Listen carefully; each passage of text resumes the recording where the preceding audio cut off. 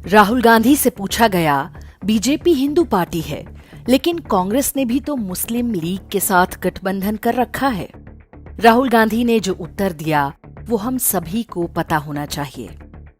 Muslim League is a completely secular party. Right. There's nothing non-secular about Muslim League. Rahul Gandhi ने एक झटके में भारत के बंटवारे और लाखों हिंदुओं के नरसंहार के इतिहास पर अपने झूठ की सफेद चादर डाल दी।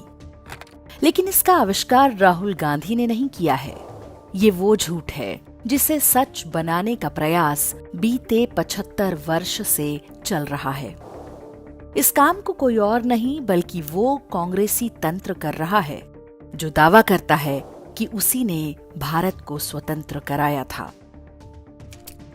लाहौर में वर्ष 1940 में हुए अधिवेशन में मुस्लिम लीग ने औपचारिक रूप से अलग पाकिस्तान की मांग रखी थी।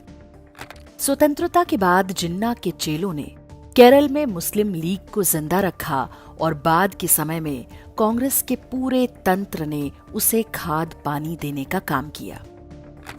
स्वतंत्रता के पहले दक्षिण भारत में जिन्ना के 2 सबसे विश्वस्त लोग थे, बी पोकर साहिब बहादुर और एम मोहम्मद इस्माइल।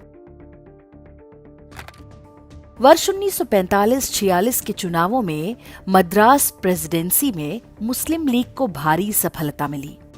ये वो क्षेत्र है जहां आज तमिलनाडु, केरल, कर्नाटक और आंध्र प्रदेश आता है। यहाँ की सभी 28 मुस्लिम आरक्षित सीटों पर मुस्लिम लीग को जीत मिली। यहाँ तक कि स्वतंत्र भारत के लिए जो संविधान सभा गठित हुई उसमें भी 3 सीटें मुस्लिम लीग को मिल गईं। वर्ष 1947 में अलग मुस्लिम देश बनने के बाद भी जिन्ना के ये चेले वहां नहीं गए। स्वतंत्रता के मात्र 7 महीने बाद 10 मार्च 1948 को एम मोहम्मद इस्माइल और बी पोकर ने मुस्लिम लीग की बैठक बुलाई। मद्रास के राजाजी हॉल में हुई इस बैठक में मुस्लिम लीग के पुनर्गठन की घोषणा की गई और इसका नाम बदलकर इंडियन यूनियन मुस्लिम लीग कर दिया गया। जिन्ना का करीबी एम मोहम्मद इस्माइल इसका पहला अध्यक्ष बना और उसे नाम दिया गया कायदे मिल्लत, यानी देश का नेता। जिन्ना के इन दोनों चेलों ने स्वतंत्रता और विभाजन के तत्काल बाद ही भारत के अगले बंटवारे के अपने मिशन पर काम करना आरंभ कर दिया। आजादी के 12 दिन बाद अर्थात 27 अगस्त 1947 को संविधान सभा की बैठक में बी पोकर और एम मोहम्मद इस्माइल ने मांग रखी कि भारत में मुसलमानों के लिए अलग आरक्षित सीटें होना चाहिए, जहां केवल मुस्लिम उम्मीदवार ही खड़े हों और मुस्लिम ही वोट डालें। वर्ष 1954 में जब हिंदू मैरिज एक्ट पर बहस चल रही थी, तब मुसलमानों के लिए भी मुस्लिम मैरिज एक्ट लाने की मांग हुई थी। अगर ये मांग तभी पूरी हो जाती तो उसी समय 3 तलाक पर रोक लग गई होती।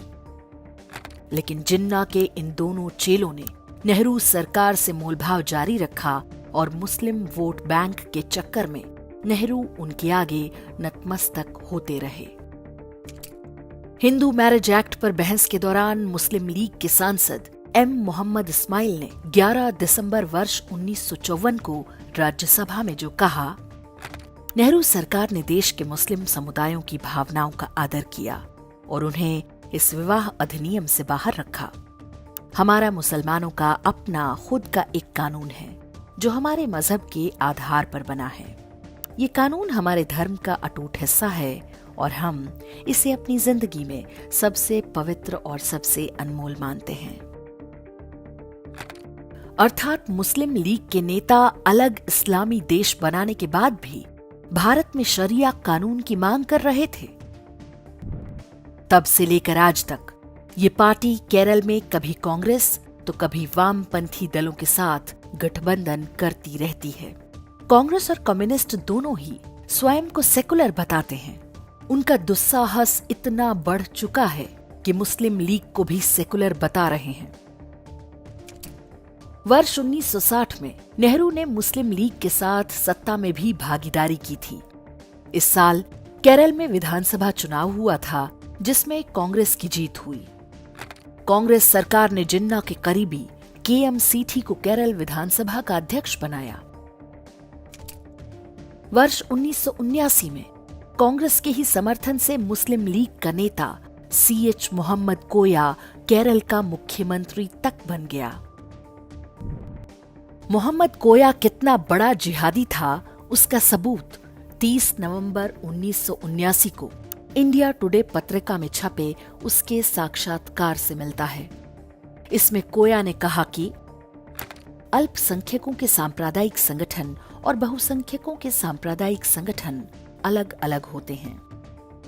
हम अल्पसंख्यक अपनी सुरक्षा और अधिकारों की रक्षा के लिए एकजुट होते हैं, लेकिन बहुसंख्यक तो कहीं भी अधिकार जमा सकते हैं। उन्हें सांप्रदायिक संगठनों की आवश्यकता ही क्या है? कांग्रेस आज भी मुस्लिम लीग के साथ गठबंधन में है। दोनों दलों का ये अवैध रिश्ता बीते 60 वर्षों से जारी है। मनमोहन सिंह सरकार में भी मुस्लिम लीग सहयोगी के रूप में शामिल थी और अब तो पूरी कांग्रेस ही मुस्लिम लीग के आगे नतमस्तक हो चुकी है, क्योंकि उसके अयोग्य शहजादे को मुस्लिम लीग ही केरल के वायनाड से चुनाव जिताती है। एक प्रश्न हम भारतीयों को भी स्वयं से पूछना चाहिए। देश बांटने वाले दोनों दलों कांग्रेस और मुस्लिम लीग का ये गठबंधन क्या हमें विचित्र नहीं लगता? सेक्युलरिज्म के नशे में हम कब तक अपनी आंखों पर पट्टी बांधे रखेंगे?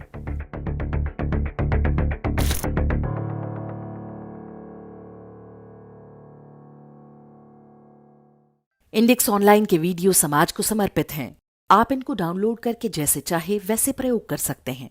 चाहे तो आप हमारे टेलीग्राम चैनल से जुड़ सकते हैं। वहां सारे नए पुराने वीडियो आपको मिल जाएंगे। हमारे सोशल मीडिया लिंक हर वीडियो के डिस्क्रिप्शन में होते हैं। हमारा एकमात्र उद्देश्य हिंदू समाज को जागृत और एकजुट करना है। इसमें सहभागी बने। धन्यवाद।